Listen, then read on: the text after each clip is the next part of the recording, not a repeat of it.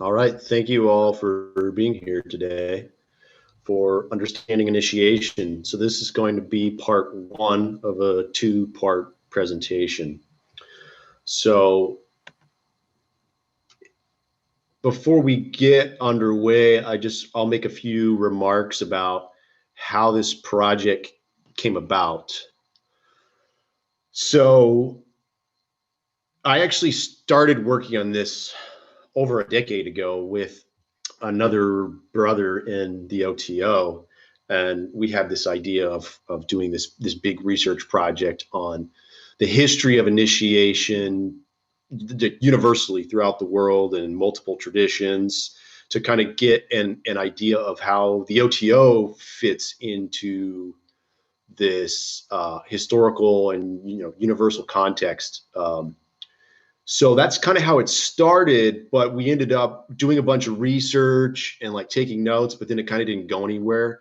And then when I moved here to Portland, maybe 4 years ago, I kind of went back to all my old notes and jumped back into the research and then put together this presentation.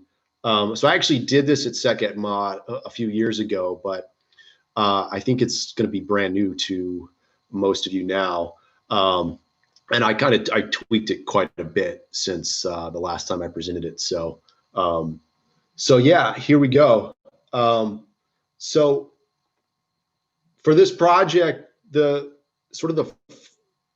first question that I asked was, why pursue initiation? Like, what is it about initiation that is valuable? In the OTO, we spend a great deal of time and energy on the initiations, on doing initiations. Initiation is at the heart of what the OTO is and what it offers.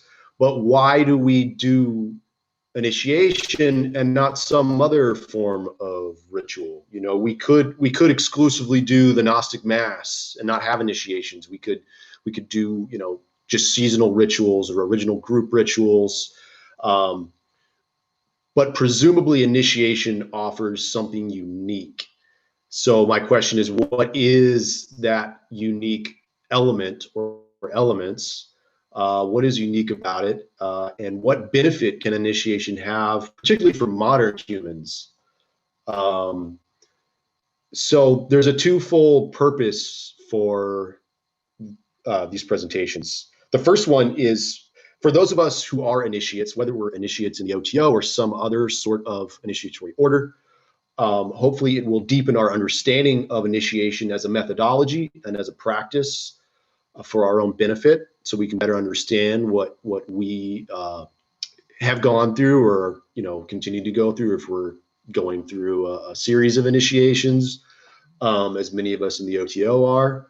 And many in other traditions, Freemasonry and the Golden Dawn and so on and so forth. There's a series of initiations that the initiate goes through. But then there's a second purpose, and that is to better explain initiation to others who are not involved in initiatory orders. It's becoming, less and less common for initiatory orders to be popular in the 21st century. They're sort of, we're sort of a dying breed, at least in a formal sense. Although we'll get into this later, but informally, initiation is still everywhere in human society. But in a formal sense, there's probably a lot of people who would come to the OTO or to any other initiatory order and say, well, what is this all about? What is an initiation, and what does it offer? How does it work, etc. So these are all kind of questions we want to keep in mind as we're going through this material. So the next question that I asked was, what is initiation? So here we're going to start with definitions. So definitions and etymology. So the etymology of the word initiation, it comes from, which means going in, a coming in, an entrance, or a beginning. The word initium was also used to refer to the sacred rites and mysteries themselves.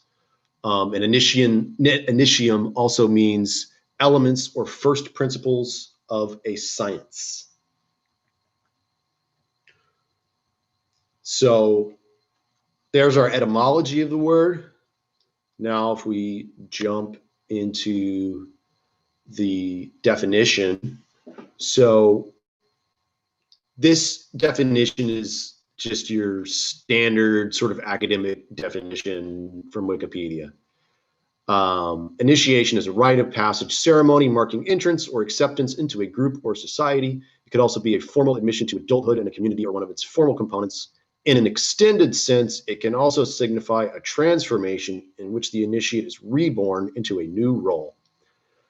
So that's the standard definition that you'll often find, something like that when you're looking at academic works on initiation, you know, anthropologists and whatnot that are investigating this.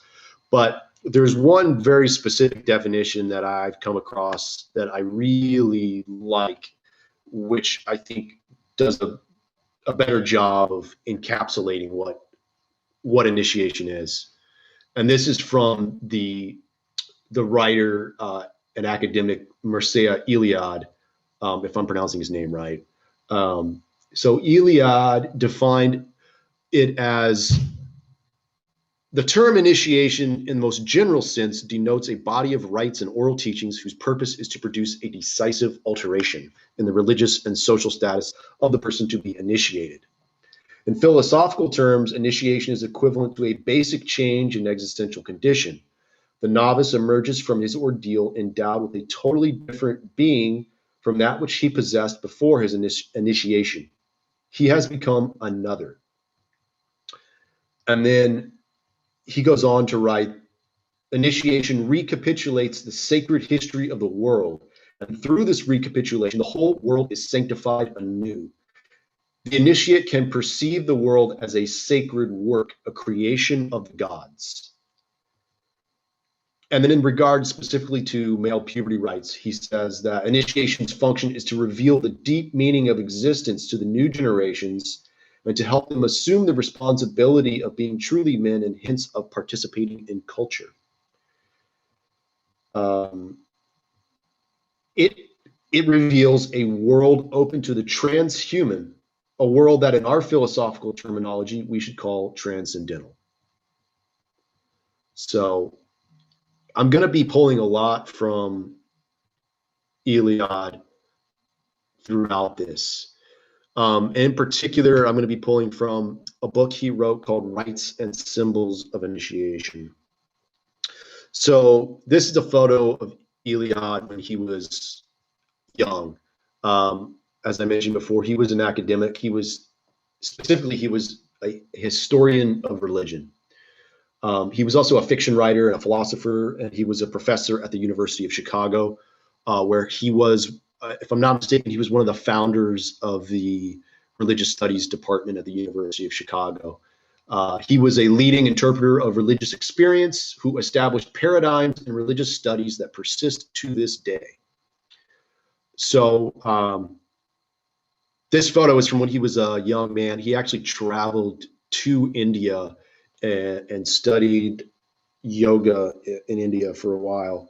And I believe this photo is from that era, from that journey that he went on.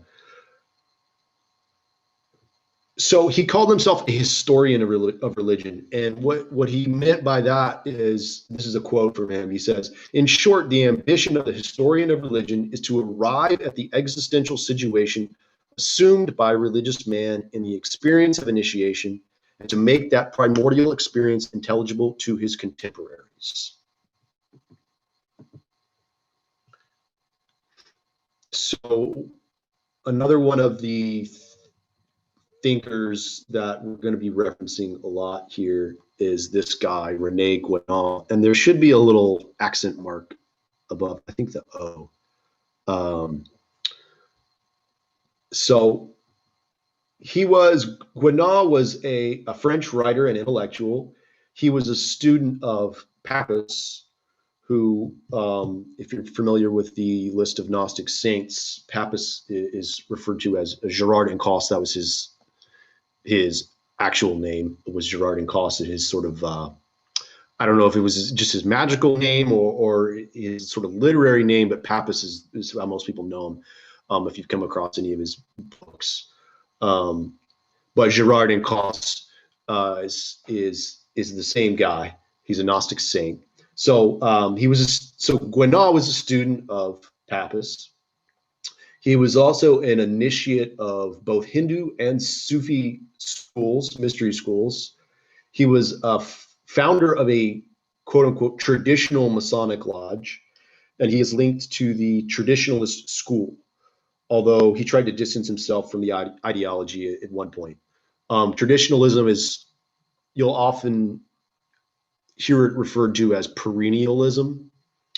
And it's this philosophy that was around in the early 20th century, that's founded on this belief that the world's religions are manifestations or emanations of a fundamental metaphysical truth.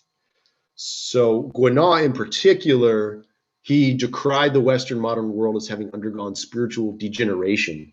And he thought that this degeneration began in earnest with the destruction of the Templar order in 1314. But interestingly, even though he sort of began his career as an esotericist studying under Pappus, he was into theosophy. But later on in his life, as he got more into traditionalism, he rejected a lot of the modern occult trends. He rejected theosophy, and he sort of got into this particular school. Now, I have a lot of disagreements with Guénot, and we'll get into some of that as we pull from his works on initiation. In particular, a lot of this stuff I'm pulling from is a book he wrote called Perspectives on Initiation. So I have a lot of disagreements with him. I think many modern occultists would, but he wrote a lot of, I think, valuable stuff, particularly in that book on initiation. So we'll get into his work as we move through this investigation. So now let's meet.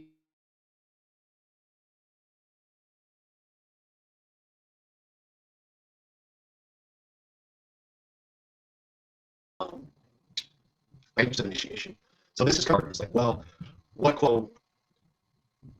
This guy, Arnold van Gennep, he was a folklorist and ethnologist. Let's see here. Can you guys? Okay. All right. You can still see the slides? Yep. Okay, great. So Arnold van Gennep, this guy was a folklorist and an ethnographer. And in 1909, he published a book called Rites of Passage. That was actually in French, but that's the English translation of the title, Rites of Passage. And this was a work that had a profound impact on a lot of the later studies of rites of initiation. So really, he was one of the first academics to delve into initiation and try to make sense of it. So he divided initiation into two groups. The puberty rites was the first group, and then the second group was initiations into secret societies. So puberty rites are, as the term conveys, rites that you would go through when you were around the age of puberty. It varied a lot culture to culture, but boys would go through one particular initiation rite into manhood, and girls would go through another particular initiation rite into womanhood. And everyone in any given society would go through these rites of puberty. These were sort of standard initiations that virtually everyone would have gone through. Whereas the initiations into secret societies or closed societies are obviously more exclusive. Not everyone would necessarily go through these initiations. So he really divided it into these two groups.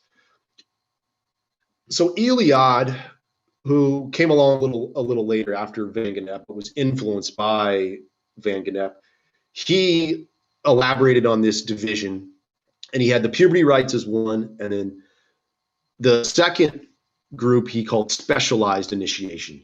So this sort of broke into three subcategories, the one being secret societies or secret brotherhoods, and then the second would be mystical vocations. So this would be like shamans. And I'm going to be pulling from his book on shamanism as well, because he talks a lot about initiation in there. And then the third subgroup he has of specialized initiation is what he calls martial vocation. So this would include, like, just as an example, I have berserkers down here. Although really, the Templars would be another perfect example. Any sort of military brotherhood, an exclusive military group would fall under this category. So, but then this guy, Bleecker, who was a contemporary of Eliade, he was also a historian of religion. He had a more elaborate six-fold division, which really kind of gets into all the possible complications you have here. So you have the initiation into the tribal community, which is basically, his puberty rites, puberty initiations. That would be the first one. Second, you would have initiation into certain societies of men or women. This ceremony is generally celebrated by rites which have either a symbolic or a realistic character, in which latter case they can consist of cruel ordeals. The third grouping is initiation into a closed society which possesses an esoteric truth, sometimes in the form of a secret doctrine. So it may sound like splitting hair, but I think it's worth noting that not necessarily all initiatory systems have a secret sort of at the heart of what they're doing in the initiation, whereas others do. Most of the Western initiatory orders we're familiar with are going to have some sort of secret that is being communicated or handed down in some fashion. So then the fourth group we have is participation in a type of cult which dramatizes a religious truth of such a mysterious character that only privileged people are allowed to attend it. And then fifth, we have initiation into an office which requires certain personal qualities or extraordinary knowledge, such as the function of the shaman, the king, or the prophet. So this is like a vocational initiation. There's a specific role that you're being trained for, and you have to undergo an initiatory rite to fulfill that office. And then finally, the sixth category we have is initiation into religious truth, which happens when a man embraces a certain belief or is converted. So it seems like with this last category, he's kind of playing fast and loose with the idea of initiation, because he's sort of saying that, if you convert to a religion, you could have this sort of epiphany, and that could be an initiatory experience. But that's not really a formal category. I mean, anyone in the course of their life could, have some sort of revelation or epiphany that could very much feel like an initiatory experience. So I think there's a lot of human experience that could fall into that category. But it's worth thinking about. Go ahead. Would number 6 though, would that maybe include baptism? Or that could also be. That's a really good question. So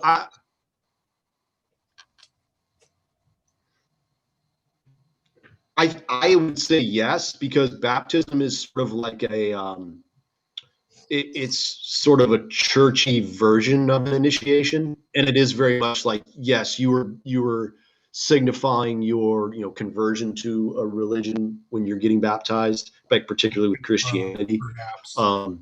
Assuming that you're getting baptized as an adult. Obviously, if you're a child, you don't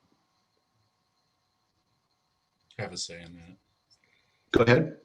You don't have a say as a child. Yeah, I think exactly. Yeah, exactly. If you're a child going through a baptism, you're not really converting. It's kind of being thrust upon you. But yeah, I think that baptism would fall into into that category for sure. So then in 1964, there's this thing called the International Association of Historians of Religion, which both Eliade and Bleecker were members of.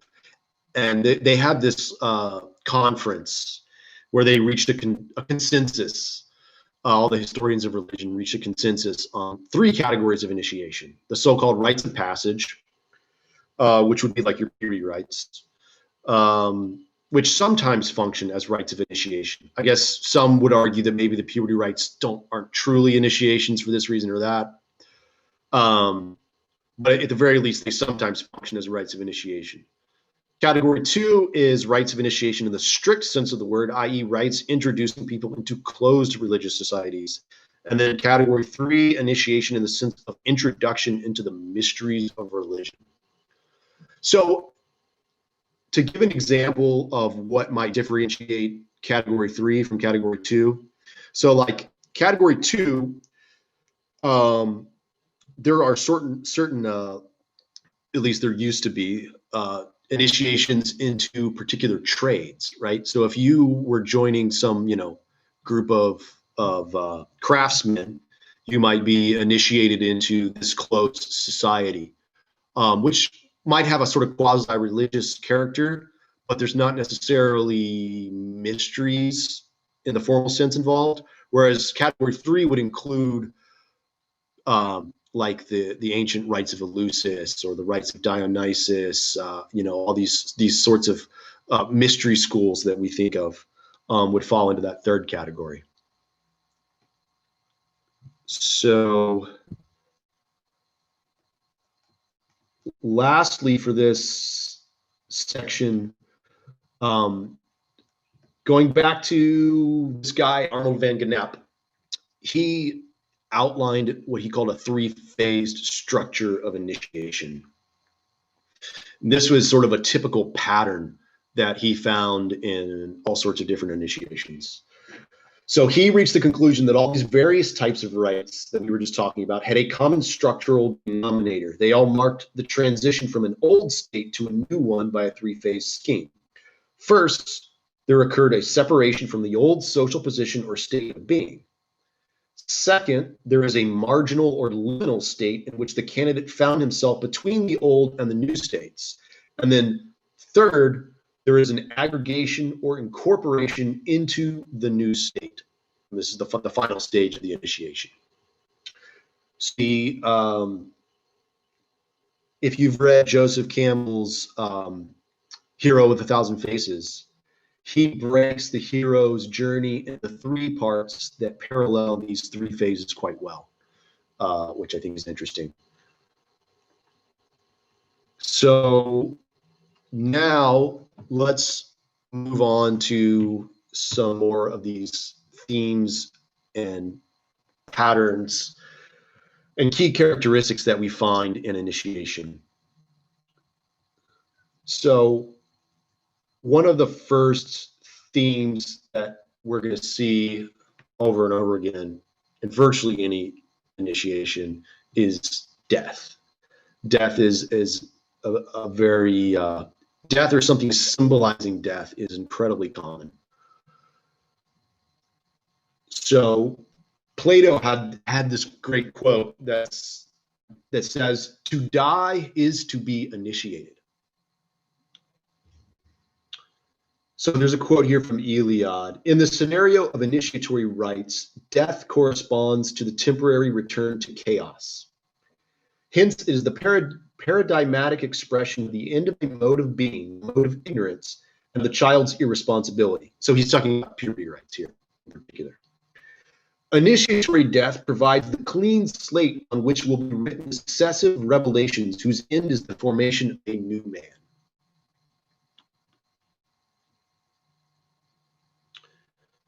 So here is a drawing of the Masonic third degree.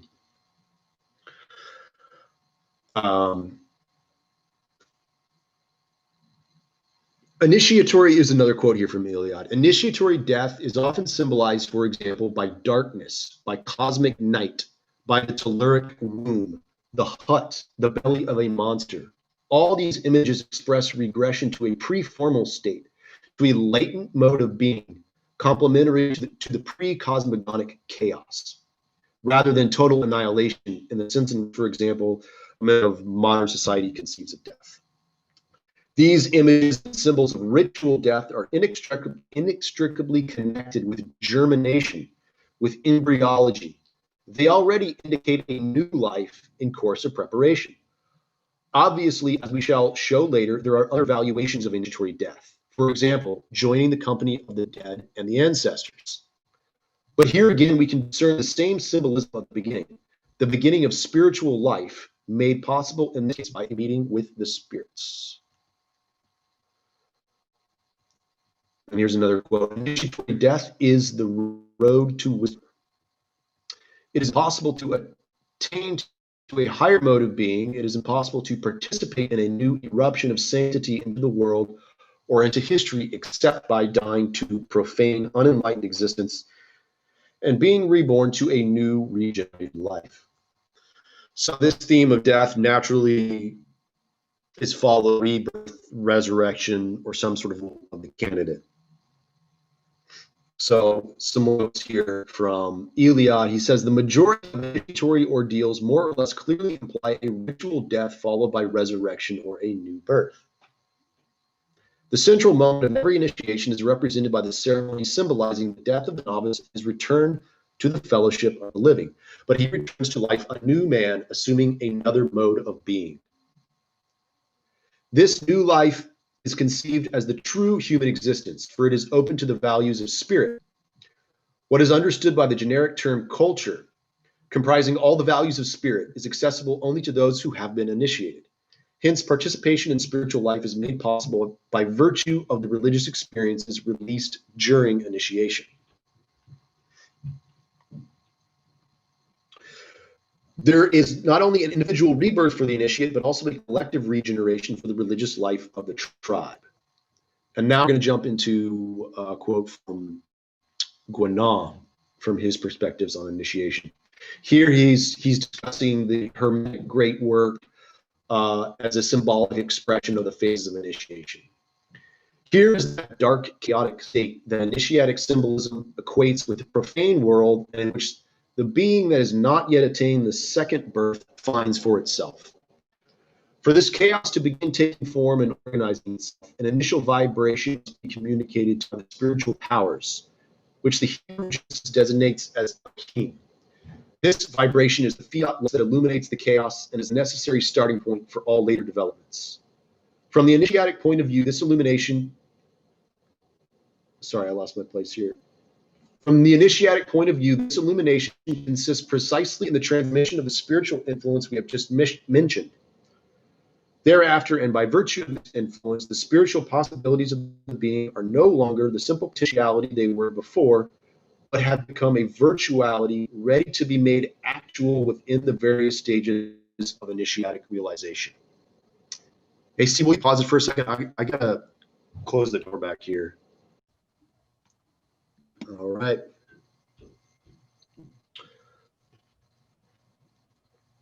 So this phase of the initiation is considered a second birth because it opens to being a world other than that in which the activity of its corporeal modality is exercised. A world that will provide the field for the development of its higher possibilities and a regeneration because it reestablishes for this being the prerogatives that were natural and normal in the first ages of humanity, when man had not yet fallen away from his original spirituality, as he would do in later ages, to sink ever deeper into materiality. Because as the first step in his realization, it will lead to the restoration in him of the primordial state, which is the fullness and perfection of human individuality lying at the unique and invariable center from which the being can thereafter rise to higher states. So that's sort of a very wordy description, but of this idea of the candidate being reborn as essentially a very different sort of entity, that you're now in touch with this transcendental plane of reality. You're no longer just a simple human on earth, and you're in touch with something that's eternal and timeless, and your existential nature is completely renovated by this initiation. Not only that, but the process of initiation has this renewal effect for the society as a whole, not just for the individual going through the initiation. And we'll get into more of that a little bit later on. So now we're going to move into the theme of the descent into hell. Go ahead. Yeah. So, I mean, earlier you had shown the judgment card from the tarot, and I was just curious, you feel like that's sort of the best representative in the deck of initiation? Or I've also maybe thought death, the death card would also, at least for maybe just that stage of the initiation, but I don't know. Did you have any thoughts on that?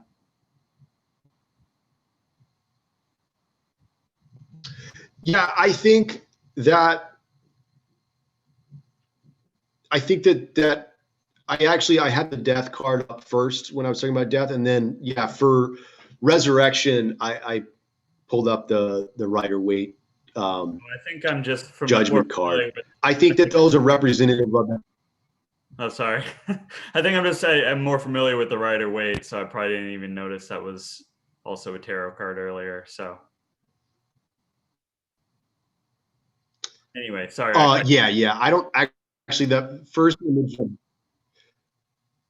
image of death, I'm actually not sure what deck that's from. It's from a much older deck. But yeah, I think that those correspond to like phases of initiation. I think you could look at all of the trumps as corresponding to initiation in some sense.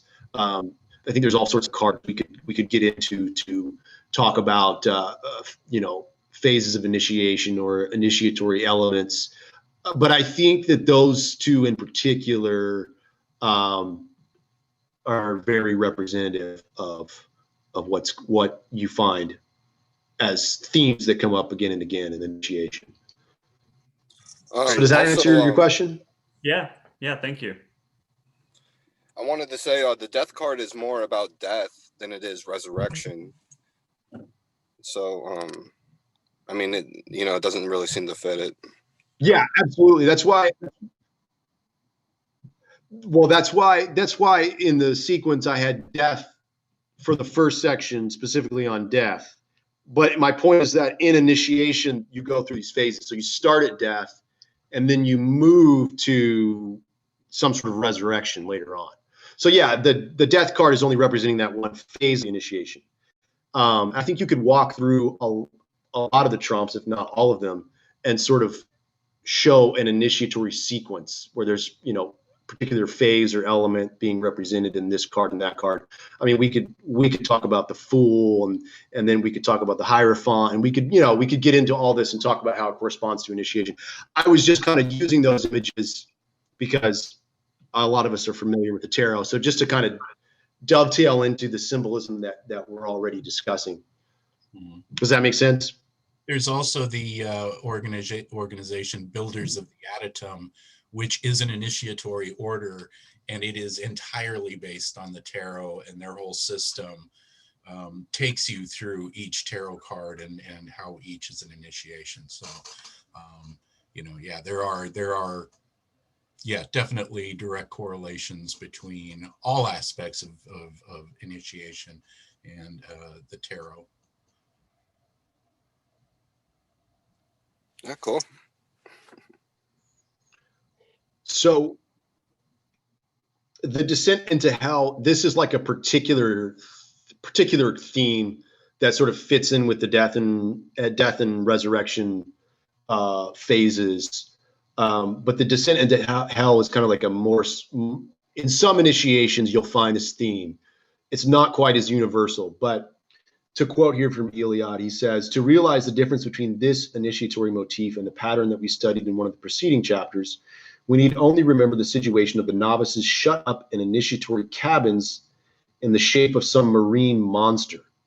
They are supposed to have been swallowed by the monster and to be in its belly. Hence, they are dead, digested, and in the process of being reborn. One day, the monster will disgorge them. That is, they will be born again. But in the group of myths that we are now examining, the hero makes his way alive and intact into a monster or into the belly of a goddess who is once Mother Earth and the goddess of death. And very often he succeeds in emerging unharmed. In the latter case,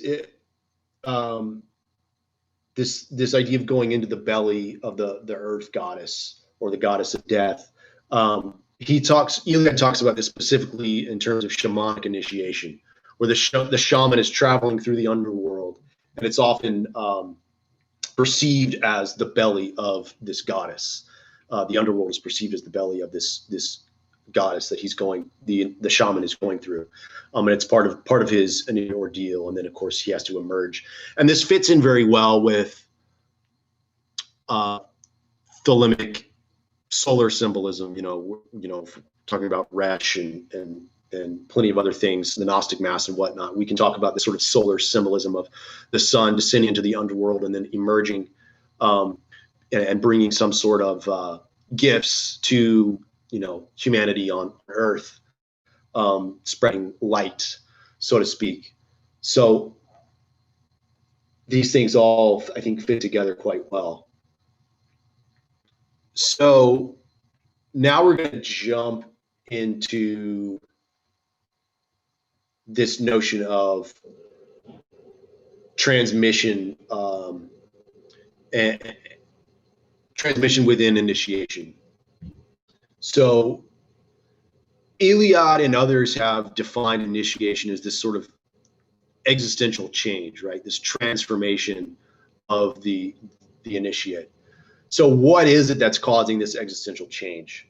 So the etymology of the word tradition implies transmission. It's from the Old French tradition, which means a transmission, a presentation, or a handing over. And it's also directly from the Latin traditionem, which means delivery, surrender, a handing down, or a giving up. So this is a quote here from Guénon. He says, a traditional organization transmits a certain spiritual influence, often described in terms of light or sound. The transmission has nothing to do with electricity or magnetism, but is a wholly non-material light or vibration. This transmission gives the illumination to the candidate that will allow him to order and develop those possibilities that he carries within himself. So he brings up the electricity and magnetism thing because when he's writing, in the late 19th and early 20th century, a lot of occultists are really keen on describing subtle influences by comparing them to some sort of magnetism or electricity, just because this is sort of the new thing in science at the time, and occultists are trying to fit those scientific ideas. So he's trying to say that what we're talking about here is not electricity or magnetism, but this is like a much older theme. If you go back to ancient initiations, you're going to have this theme of light.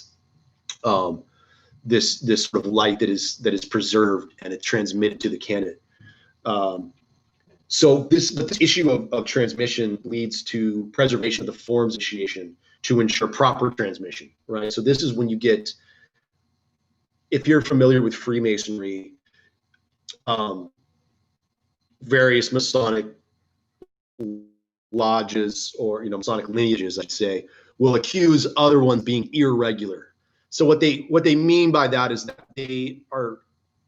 their initiations have not preserved the proper form, to hand down the initiatory secrets, to transmit the initiatory secrets. That they sort of lost whatever. They've either lost the secret or they're engaging in a rite that no longer properly transmits the secret. So, and obviously, this isn't just with the Freemasons. You'll get all sorts of initiatory groups think that they've got the secret no one else does, or they'll say, oh, these people are doing it all wrong now. It's not like it used to be, and so on and so forth. So this is, I think, why this theme comes up again and again with any sort of initiatory group. So then when we're talking about the origins of initiation, because this kind of leads to the idea, if you're sitting here and thinking like, okay, there's some sort of knowledge or wisdom or secret or light that's transmitted in the initiation, where does this come from? What's the origin of all this? At least that's the question that I find myself asking. So Iliad, when he's analyzing this, he says that in the eyes of those who perform them, initiations are believed to have been revealed by divine or supernatural beings. Hence, the initiatory ceremony is an imitation of the gods. By performing it, one lives the sacred primordial time again, and the neophytes, together with all the initiates, participate in the presence of the gods' mythical ancestors. Initiation, then, is a recapitulation of the sacred history of the world and the tribe. On the occasion of the age grading of adolescence, the entire society is plunged back into the mythical times of origin and therefore emerges regenerated. So this comes back to the idea that we brought up earlier of the initiation not only being like a rebirth and a renewal for the candidate going through the initiation, but for everyone involved in the society that's carrying out this initiation. There's a sort of renewal effect for all of them.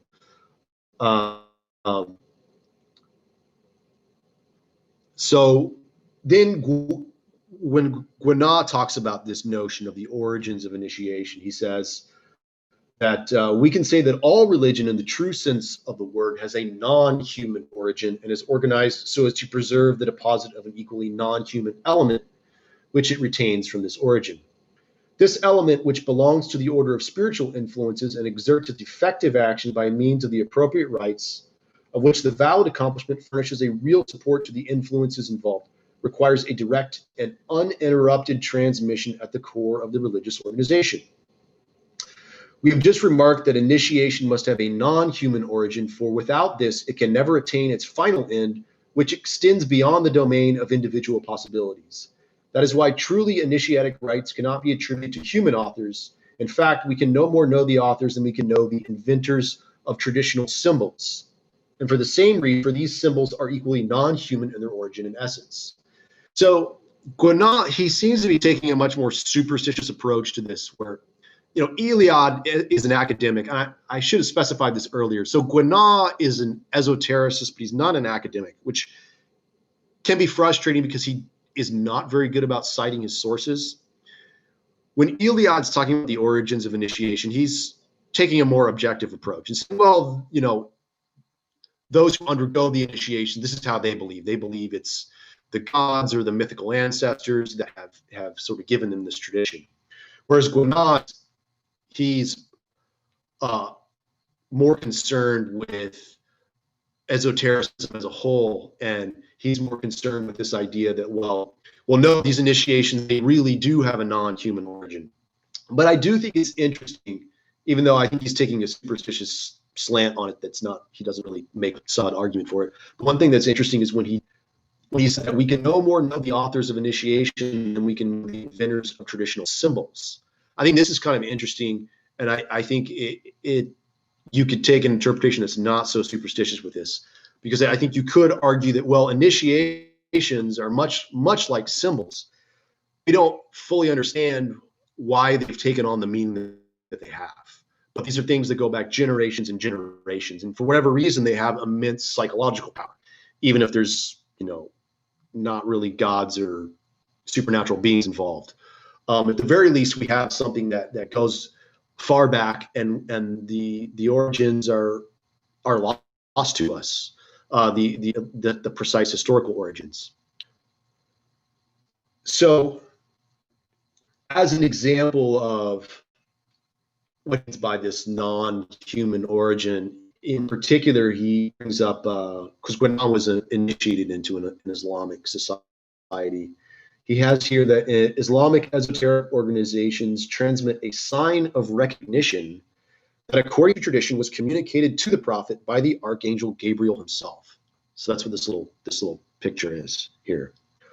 Although I don't know exactly where this picture comes from, because supposedly in Islam you're not supposed to depict the prophet, but this is definitely a picture of Gabriel the archangel, minister to Muhammad. So going on, Gwenaw says, in such circumstances, it is easy to understand that the role of the individual who confers initiation on another, in other words, what we would call the initiator, is very one of transmitter in the most exact sense of the word. Such a person does not act as an individual, but as the support of an influence not belonging to the individual order. He is only a link in the chain of which the starting point lies outside and beyond humanity. This is why he acts not in his own name, but in the name of the organization to which he is attached and which he holds his powers, or more exactly, at the name of the principle that the organization visibly represents. This also explains how the efficacy of the rite accomplished by an individual can be independent of the true merit of the individual as such, something that is equally true of religious rites. We do not intend this in any moral sense, which would clearly have no importance to an exclusively technical question, but in the sense that if the individual lacks the degree of knowledge necessary to comprehend the profound meaning of the rite and the essential reason for its diverse elements, that rite will nonetheless be fully effective if the individual is properly invested with the function of transmission, and accomplishes it while observing rules and with an intention that suffices to determine his consciousness of attachment to the traditional organization. So, in other words, what he's getting at is that the initiator, regardless of their individual understanding of the mysteries or of the initiation itself, regardless of their spiritual qualities or moral qualities, if they perform the rite properly, they don't really matter. They're part of this chain. And if you're familiar with Eliphas Levi's initiatic chain, he has this idea of the initiatic chain. I think he has a whole chapter on it in one of his books. This is a very similar idea of the initiatic chain. So the initiator is literally just a transmitter, like a tube. You come in and you perform the rite, and you transmit the gnosis or the secret, or however you want to phrase it, to the initiate. And the qualification of the initiator, themselves don't really matter so much. So it's kind of an interesting idea. So I think we're going to stop there. This is a good stopping place before we regroup next time. We'll get into part 2. I wanted to leave some time here for any further questions. Do you guys have any questions or comments?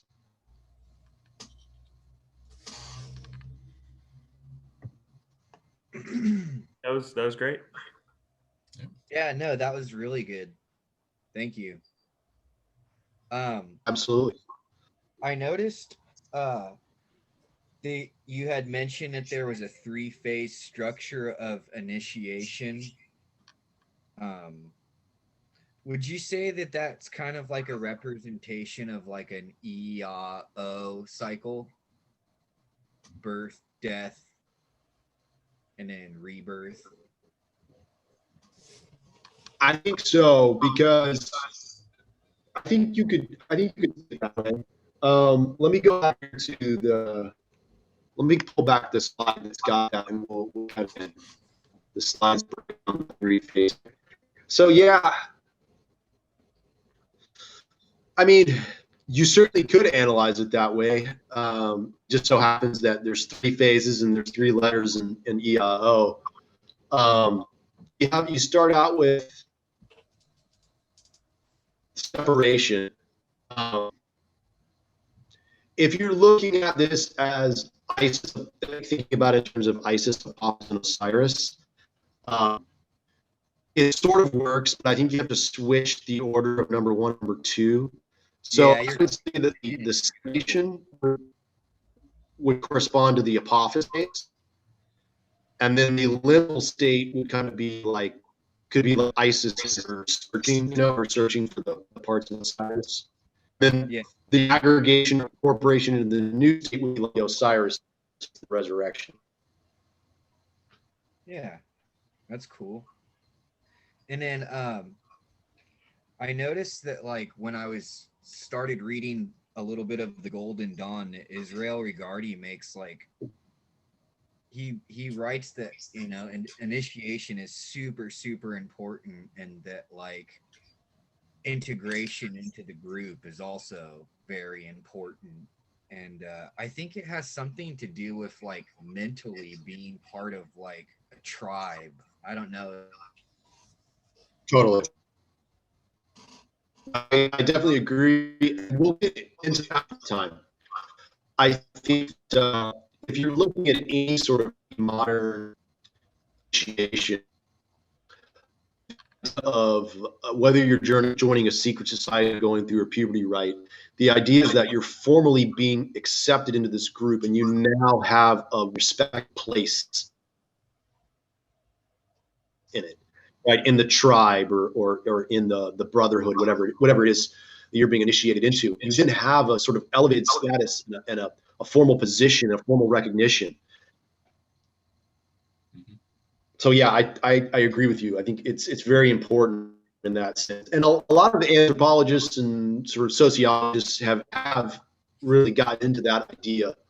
But I think it's kind of cool to match that with the esoteric side. One of the reasons I like Eod's work is he seems to really understand both. He understands the magical, spiritual side, and he understands this idea of like the social element, the cultural element of like, you're now being incorporated into the culture, into the tribe in a formal way. Yeah. No, and I think that like the fact that you guys are doing kind of something on understanding initiation is really cool, because I feel like it is like a super, super important thing about this whole thing. Definitely. And it is such a psychological process. I mean, Yeah. You go through your initiation ritual, but that's just taking the cap off the initiation bottle. The initiation is what happens after, with all the, as you process the experience that you've been through and you put it into your own context, that's where the changes that you see come about. And it's a deeply psychological thing. These initiations, Absolutely. And they open little doors in your mind that sometimes you weren't even aware were there.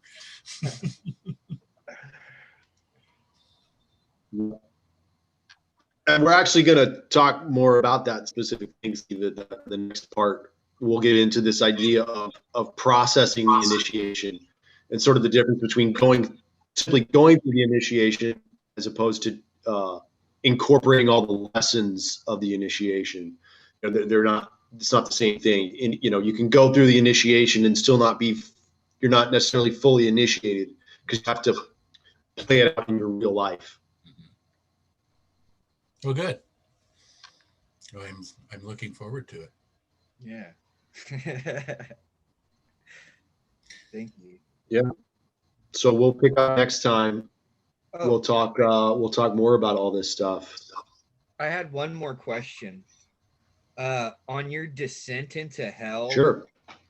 slide, you had like a slide of Hermes descending down on all those sickly people. Do you have the artist's name? Yeah.